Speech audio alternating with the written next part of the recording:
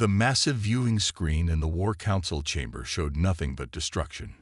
Broken ships floated lifelessly in the void of space, their hulls torn apart by weapons that shouldn't have worked so effectively against advanced shields. High Commander Zixtal's deep purple skin had turned almost gray as he watched the replay of the Battle of Proxima Centauri for the 100th time. "Play it again," he ordered, his 4 eyes fixed on the screen. "Focus on Sector 7. Catherine Mills stood quietly at her station, her fingers moving across the holographic controls as she rewound the footage. As the Council's lead analyst, she had spent the last 3 days studying every second of the battle.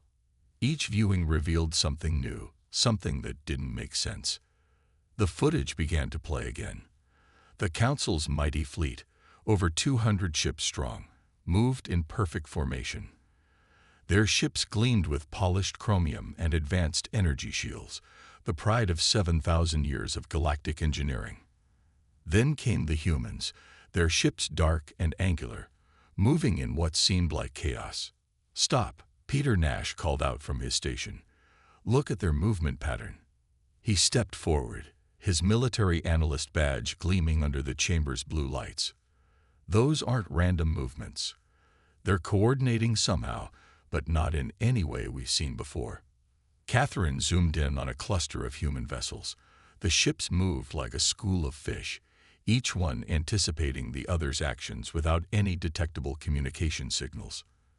Traditional space combat relied on rigid formations and precise mathematical calculations, but the humans seemed to ignore these fundamental rules. High Commander Zixtal's mandibles clicked in frustration. Our ships had superior shields, weapons, and targeting systems. How did they get through? The room fell silent as the footage continued. A human vessel, small compared to the Council's warships, spun on its axis while continuing its forward momentum. It fired its engines in short, precise bursts, creating a spiral pattern that made no tactical sense, until it did. The maneuver allowed the ship to dodge incoming fire, while maintaining a perfect firing solution on multiple targets. "That's impossible," one of the junior analysts whispered. "The G-forces alone should have killed the crew." Catherine pulled up the sensor data from the battle. "According to our readings, they're using some kind of localized gravity control. But it's not like anything we've seen before. Their technology is..." She paused, choosing her words carefully. "It's crude by our standards, but they're using it in ways we never considered." Peter Nash stepped closer to the main screen, his eyes narrowing as he studied the movement patterns. "Look at this formation here," he said, highlighting a group of human ships. "They're using their vessel's wake to disrupt our targeting systems. It's like they're treating space like an ocean, but also not. They're thinking in ways that shouldn't work, but somehow do." High Commander Zixtal rose from his seat, all 4 arms clasped behind his back. "How many ships did we lose?" Catherine pulled up the battle statistics, though she already knew the numbers by heart. 173 ships destroyed, 47 severely damaged. Only 12 made it back without significant damage. She swallowed hard before adding, "Human losses, 27 ships." The chamber erupted in murmurs. The Council fleet had been the strongest in this arm of the galaxy, equipped with technology that had been refined over thousands of years. The humans had been spacefaring for less than 2 centuries. "Show me their attack pattern again," Zixtal ordered. "The one that broke our center line." The footage played again. This time, they all watched as 3 human ships moved in what appeared to be a defensive formation. Then, without warning, the formation inverted itself. The ships spun and weaved through space in a pattern that looked like a dance, each vessel's movement creating a corridor for another. They pierced through the Council's formation like a needle through fabric, their weapons firing in sequences that somehow amplified their effectiveness. "Their pilots," Peter said suddenly. "Look at how they react. These aren't automated systems. They're making decisions in real time, adapting to our responses faster than our combat computers can calculate new solutions." Catherine pulled up more data streams. "He's right. The humans are operating on instinct, combined with training. They're not following standard combat algorithms. They're improvising. High Commander Zixtol's color shifted again, this time to a deep blue of concern. Improvising. In space combat, that's suicide. The calculations needed for safe maneuvering alone would take. They're not calculating. Catherine interrupted, then quickly added, they're not calculating in the way we do. They've developed some kind of intuitive understanding of space combat. Their pilots are making split-second decisions based on experience and instinct, supported by technology but not controlled by it. The room grew quiet as the implications sank in. The Council's entire approach to space combat was based on mathematical precision, carefully calculated maneuvers, and standardized response patterns. The humans had taken a completely different path, one that no other species had even considered possible. Peter brought up another data set. There's more, sir. Look at their power distributions. He highlighted several readings from the battle. They're redirecting energy on the fly, not just between systems, but within the systems themselves. It's like they're treating their ships as living things, adapting and evolving during the battle. High Commander Zixtol sank back into his seat. Prepare a full report. I want every detail analyzed. If the humans have discovered principles of space combat that we don't understand, we need to know how and why. He turned all four eyes to Catherine. And send a priority message to the Science Council. We need their best physicists to examine this data. Something tells me we're not just dealing with superior tactics. We're dealing with a fundamental challenge to our understanding of space warfare itself. As the other analysts began compiling their data, Catherine stayed at her station, watching the battle footage one more time. She focused on a single human ship as it performed what should have been an impossible maneuver, its hull groaning under forces that should have torn it apart. The ship not only survived, but turned those same forces into an advantage. They're not breaking the laws of physics, she muttered to herself. They're just reading them differently than we do. Peter joined her at the station. You know what this means, don't you? Everything we thought we knew about space combat needs to be reevaluated, Catherine finished, and quickly, because something tells me the humans aren't done surprising us. As the chamber slowly emptied, the main screen continued to play the battle footage on a loop. The image of human ships dancing through space, defying conventional wisdom with every movement, served as a stark reminder. The galaxy had just changed, and the War Council had to change with it, or face extinction at the hands of a species they had gravely underestimated. High Commander Zixtol watched the replay one final time before turning away. Catherine, Peter, he called out. I want you two to lead this investigation. Find out everything you can about human combat tactics, and hurry. I have a feeling we don't have much time before they decide to push their advantage. The lights in the chamber dimmed as the day cycle ended, but the questions raised by the Battle of Proxima Centauri would keep its occupants awake through the night. Somewhere out there, human ships were still moving through space in ways that shouldn't be possible, and the fate of the galaxy might depend on understanding how they did it. Dr. Alice Thompson stared at the holographic display until her eyes hurt. For the past week, she had been reviewing the same combat footage over and over, trying to understand what she was seeing. As the Council's leading expert in theoretical physics, she had been called in to explain how human ships could move the way they did. So far, she had more questions than answers. You're going to give yourself a headache, John Carter said, walking into the laboratory with 2 cups of hot liquid.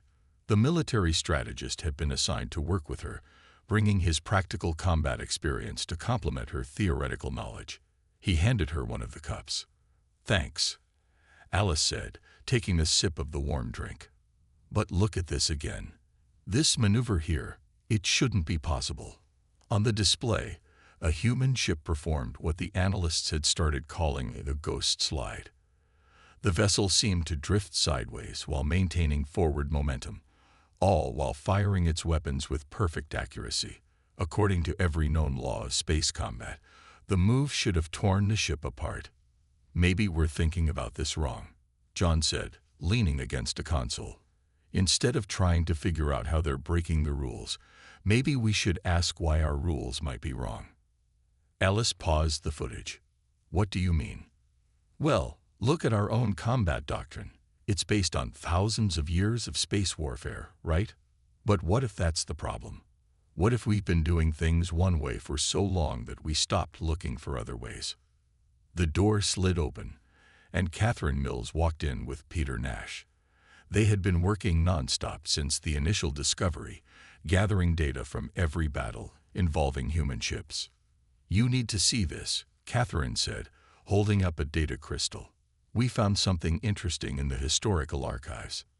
Peter connected the crystal to the main display, and a series of old Earth videos began playing.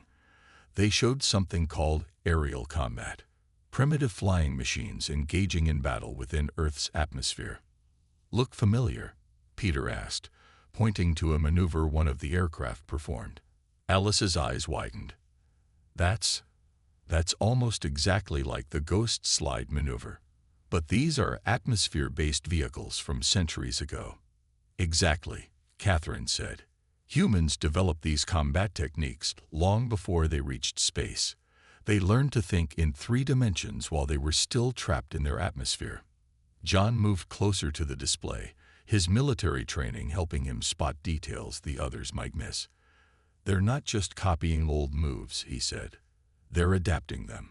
Look here. He pointed to a comparison between the old Earth footage and the recent space battle. They're using the same principles but accounting for the differences in space. It's like they took everything they learned about aerial combat and asked, how can we make this work without air? Alice quickly pulled up her physics calculations. That actually makes sense. Their ships aren't trying to break physics. They're working with physics in ways we never considered. They're treating space itself as a medium they can manipulate. But how are their crews surviving these maneuvers? Peter asked. The G-forces alone should be lethal. Alice brought up the scans of a captured human ship component. I think I know. Look at these gravity control systems. They're crude compared to ours, but they're not trying to cancel out all gravitational forces. Instead, she paused, searching for simple words to explain a complex concept. They're surfing the forces, redirecting them instead of fighting them. Like a river runner using the current instead of fighting it, John added, helping translate the scientific concept into something more understandable. Catherine pulled up more battle footage. There's something else. Watch their formation changes. See how each ship moves. They're not following a central command structure like our fleets do. Each ship captain is making independent decisions while still working as part of the whole. It's like a flock of birds, Peter said suddenly. You know how birds can change direction all at once without bumping into each other. No central control, just each bird reacting to its neighbors. Alice began typing rapidly on her console. So they're combining ancient combat techniques, intuitive physics, and natural movement patterns. But that still doesn't explain everything. Their success rate is too high for this to be just about maneuvering. John walked to the center of the room, where a 3D tactical display showed the Battle of Proxima Centauri frozen in time. What if their whole approach to combat is different? We treat space battles like a math problem to be solved. They treat it like.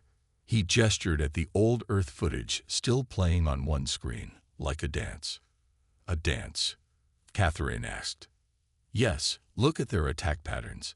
They're not just moving to avoid our fire or to get into firing position.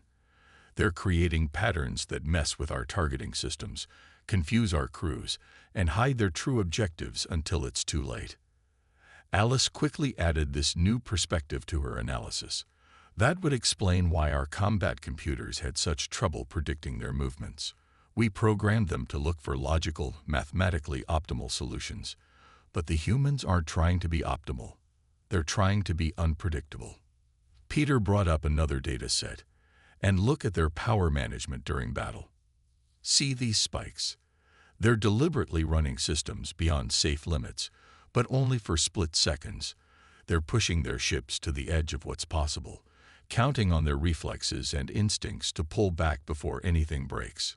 "It's not just about the technology," Alice said, finally understanding. "It's about how they think. They don't see physics as a set of limits to work within. They see it as a set of tools they can use." The room fell silent as the implications sank in. The humans weren't just fighting differently. They were thinking differently about the nature of space combat itself. John walked to the main display and froze it on an image of a human ship mid-maneuver. "We need to compile all of this into a report for the Council, but I don't think they're going to like what we have to say." "Why not?" Catherine asked. "Because we're not just going to tell them that humans have a different way of fighting," he replied. "We're going to tell them that everything we thought we knew about space combat might be wrong." Alice nodded, already starting to write the report. "And we need to hurry. The humans aren't going to wait while we figure this out. They're probably developing new techniques right now." As they worked into the night, the displays kept playing their endless loop of battle footage. The human ships danced through space, their movements a perfect blend of ancient wisdom and new understanding, a reminder that sometimes the best way forward is to question everything you think you know. The investigation was complete, but its findings would shake the War Council to its core. Humanity hadn't just developed better tactics, they had reimagined the very nature of space combat. And now the galaxy would have to catch up, or be left behind in the wake of this revolutionary approach to warfare among the stars. The War Council chamber had never been so full. Aliens of every shape and size packed the circular room, their eyes fixed on the central holographic display. Catherine Mills stood beside the display, trying to keep her hand steady as she prepared to present their findings. Next to her, Dr. Alice Thompson reviewed their data one last time while John Carter and Peter Nash organized their evidence. High Commander Zixtal raised all 4 arms for silence. "Begin your report," he ordered. Catherine took a deep breath. "Members of the Council, what we've discovered about human space combat capabilities is going to change everything we thought we knew about warfare in space." She activated the holographic display, showing the now familiar footage of human ships in battle. "First," she continued, "we need to understand why humans are different. It starts with their home world." The display showed Earth, a blue-green planet with swirling white clouds. Earth's gravity is higher than most life-bearing worlds we know. This shaped human evolution in ways we never considered important until now. Peter stepped forward. "Human bones are denser than those of most species. Their muscles are more powerful. Their inner ear gives them exceptional balance. But the real advantage isn't their physical strength. It's how their brains process movement through space." The display shifted to show brain scan comparisons. Most spacefaring races have to learn 3-dimensional thinking. Alice explained. "Humans are born with it. They evolved throwing objects at moving targets, climbing in 3 dimensions, and constantly calculating complex physics problems without even realizing it." John brought up footage from the Battle of Proxima Centauri. "Watch this human pilot," he said, highlighting one ship. "She's not using a computer to calculate this maneuver. She's doing it by instinct, the same way her ancestors once caught flying prey or avoided falling objects." The council members murmured among themselves. Catherine could see the mix of disbelief and worry on their faces. But they hadn't even gotten to the most important part yet. "There's more," she said. "Commander Susan Howard, the human fleet commander, has developed new battle strategies that go beyond just movement." The display showed a complex series of ship formations. "She's using psychological warfare in space." Psychological warfare. High Commander Zixtal leaned forward. "Explain." John highlighted several battle sequences. "These formations aren't just about tactical advantage. They're designed to confuse and intimidate. The humans are using their ships to tell a story that makes their enemies question everything they think they know about space combat." Alice stepped forward. "And it works because they're not just following a program or a set of rules. Each human ship captain can think and act independently while still working as part of the whole. It's like She paused, remembering to keep her language simple. It's like a group of dancers who all know the basic moves but can improvise when needed. Impossible, one council member said. Space combat requires precise calculations. You cannot simply improvise when moving at such speeds. Peter brought up new data. Actually, you can. Look at these readings from human ships. They've developed technology that helps them do what comes naturally to them. Their gravity control systems don't try to eliminate forces. They work with them. Their targeting computers don't try to predict every possibility. They suggest options and let human instinct make the final choice. Catherine highlighted a particular battle sequence. Their ships are less advanced than ours in many ways, but they use them better because they understand something we forgot. Space isn't empty. It's full of forces and fields that can be used if you know how. The display showed a human ship performing what looked like an impossible turn. They're not breaking physics, Alice explained. They're just reading the rules differently. Where we see limits, they see opportunities. John brought up tactical analysis charts. And they're getting better. Every battle teaches them something new. They're not just fighting. They're learning, adapting, evolving their techniques in real time. A heavy silence fell over the chamber. High Commander Zixtel's skin had turned a deep shade of blue, a sign of serious concern. How did we miss this? He asked quietly. Because we were looking for the wrong things, Catherine answered. We were so proud of our advanced technology that we forgot something important. The best technology isn't always the most complex.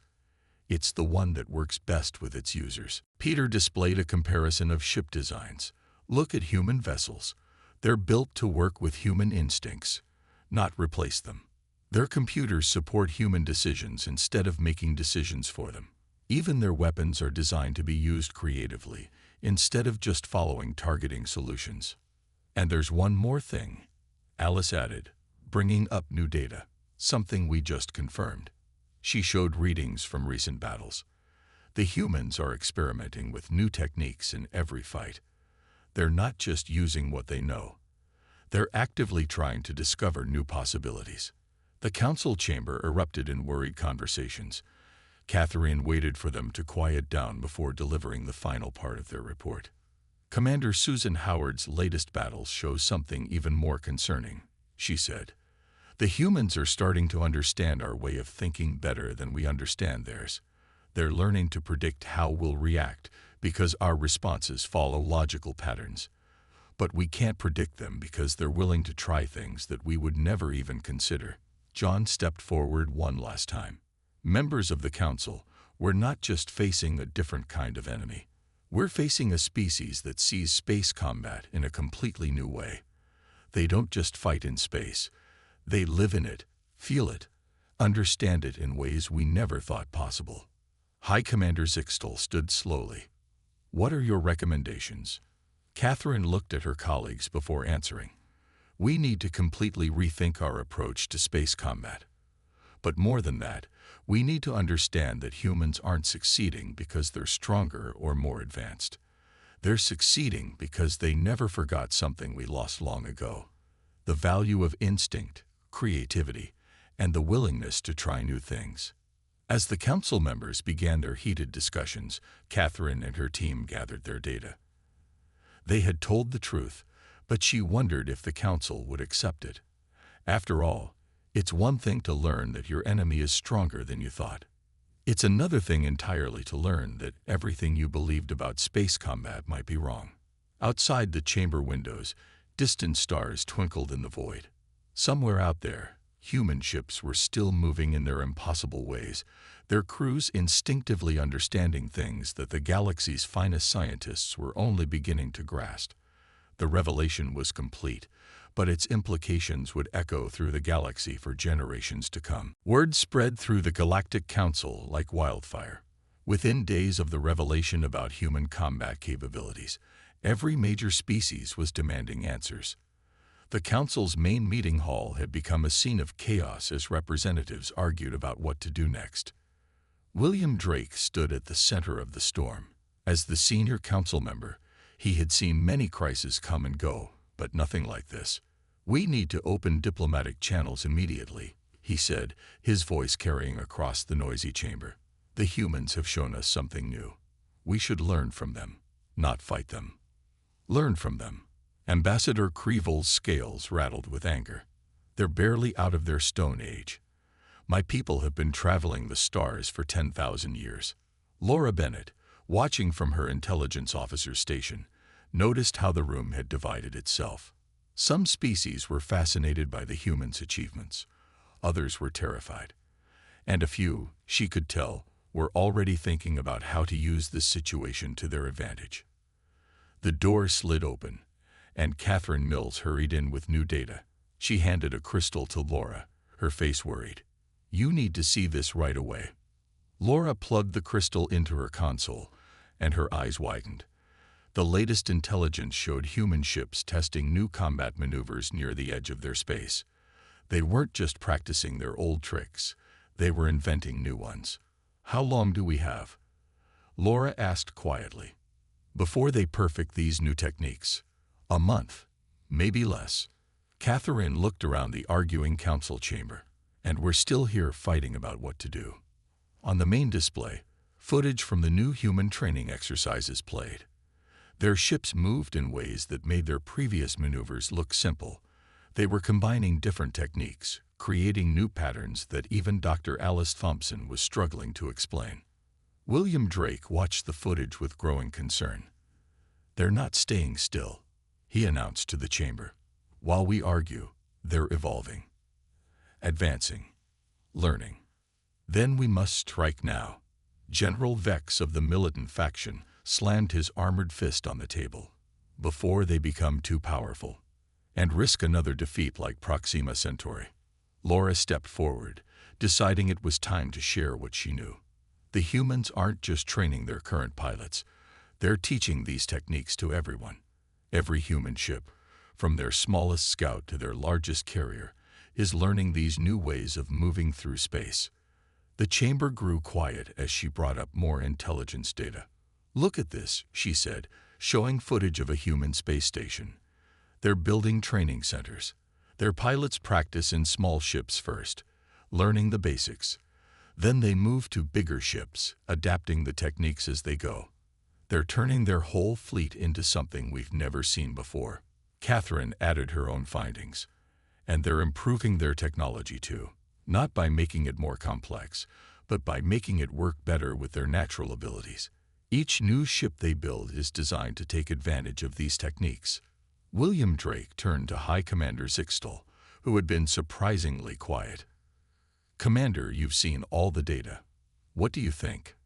The High Commander's skin shifted through several colors before settling on a deep purple. "I think," he said slowly, "that we are facing a choice. We can either accept that our understanding of space combat was incomplete, or we can cling to our old ways and watch the humans surpass us." "Surpass us?" Ambassador Creeville hissed. "They're primitives. Primitives who defeated our best fleet," Laura reminded him. She brought up a tactical analysis. "And look at their rate of progress. Every battle, every training session, teaches them something new. They're not bound by traditions or standard doctrine. They try things just to see if they'll work." The room erupted in arguments again. Some demanded immediate military action. Others wanted to send diplomats. A few suggested trying to steal human technology, not understanding that the technology wasn't the real advantage. Catherine watched the chaos with growing worry. She turned to Laura and asked quietly, "How many species have already started secret talks with the humans?" "3 that we know of," Laura replied, checking her data. "The Arxians, the Mendali Collective, and the Free Traders of Sector 7. They all see which way the wind is blowing." William Drake called for order, but the arguments continued. The crisis wasn't just about military power anymore. It was about everything the Council thought they knew. If humans could revolutionize space combat, what else might they change? "We're running out of time," Laura announced, bringing up new intelligence. "Look at these energy readings from human space. They're testing something new, something big." The display showed massive power signatures, unlike anything they'd seen before. The humans weren't just practicing maneuvers anymore. They were pushing the boundaries of what their ships could do. "If we don't make a decision soon," Catherine said, "the humans will make it for us. They're not waiting for our permission to change the rules of space combat." High Commander Zixtal finally stood. "Enough." His voice cut through the chaos. "We have three choices. We can fight them and likely lose. We can ignore them and definitely lose. Or we can swallow our pride and learn from them." The chamber fell silent. The High Commander's words had hit home. Their civilization had ruled the stars for thousands of years, but now they faced something new. A young species that didn't know it was supposed to be impossible to do what they were doing. Laura's console beeped with new data. More human ships were gathering. More training exercises were starting. More innovations were being tested. The humans weren't concerned with the political crisis they had caused. They were too busy pushing the boundaries of what was possible. As the council members argued into the night, the crisis deepened. This wasn't just about military power or political influence. It was about facing a future where everything they thought they knew might be wrong. And the humans, unaware or unconcerned about the chaos they had caused, kept moving forward, kept innovating, kept changing the rules. William Drake watched the latest footage of human ships dancing through space, their movements a perfect blend of instinct and innovation. "We're not really deciding whether to fight or talk," he said quietly to Catherine. "We're deciding whether to remain stuck in our ways or learn to see the galaxy through new eyes." The crisis had no easy solution. But as Laura's intelligence reports showed, they were running out of time to find one. The humans weren't going to wait for the galaxy to catch up.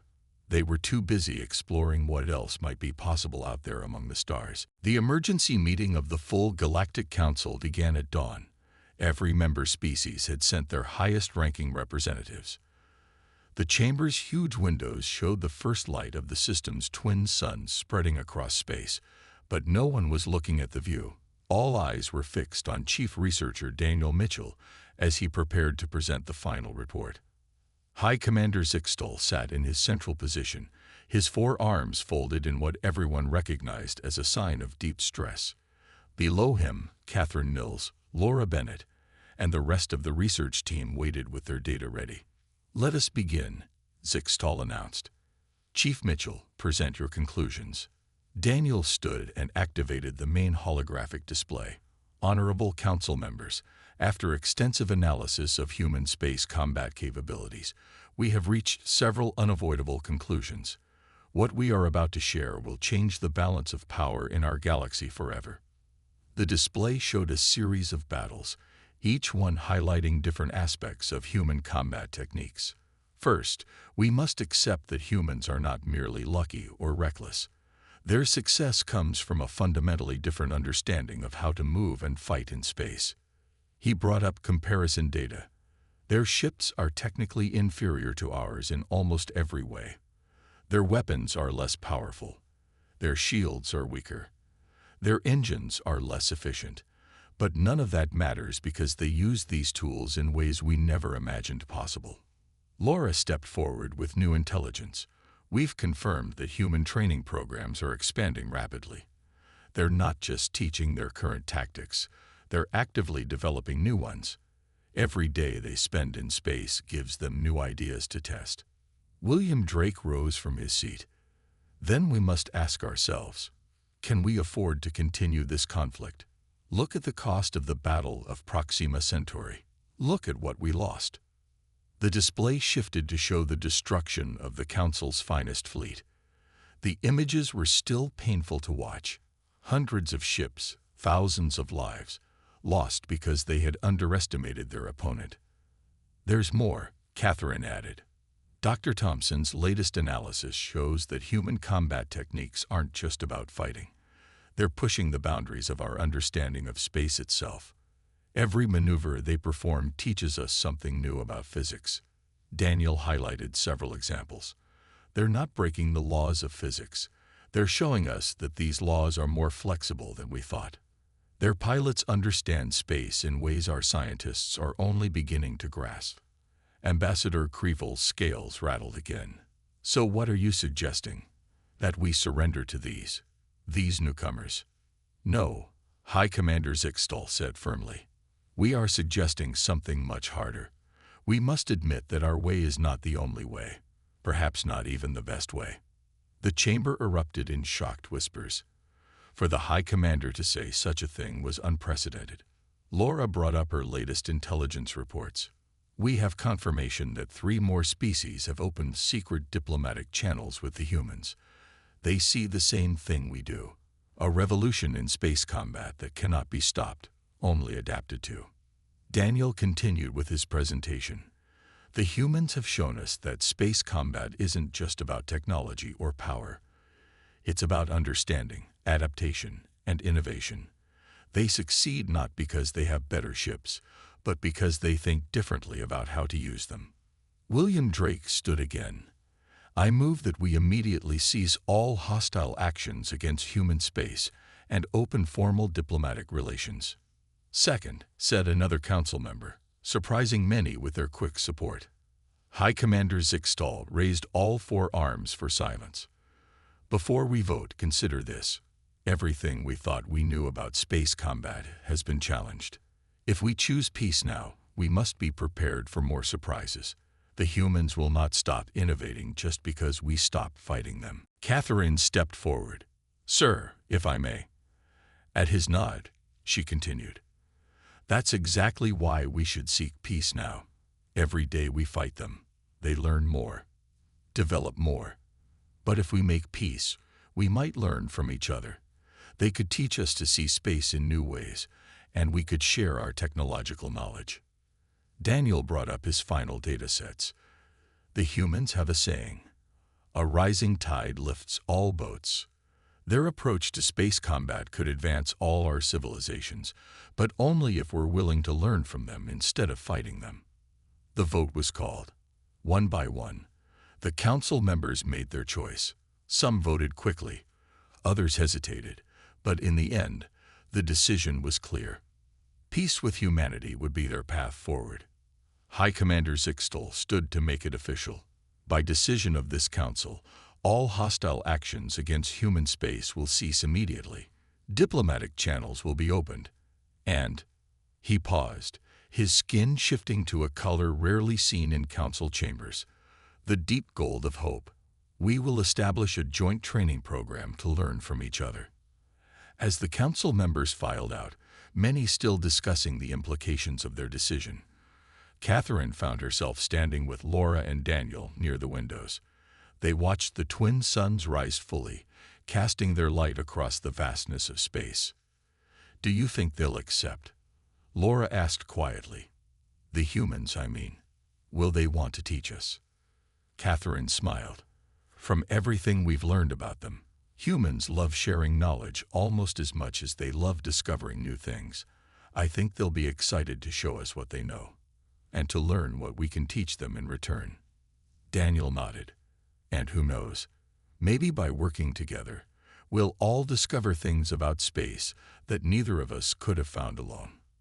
In the distance, they could see ships moving between the stars.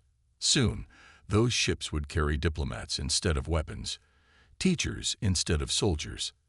The galaxy was about to change in ways no one could predict. High Commander Zixtal joined them at the window. Today marks a new chapter in our history, he said softly.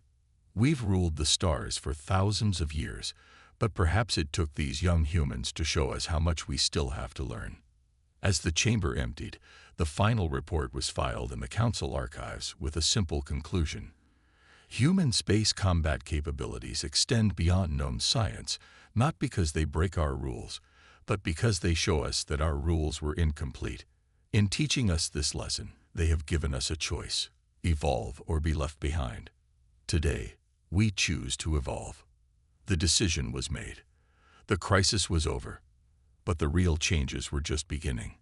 Somewhere out there, human ships continued their dance through space, moving in ways that defied conventional wisdom. Soon, they would teach others their dance, and the galaxy would never be the same again.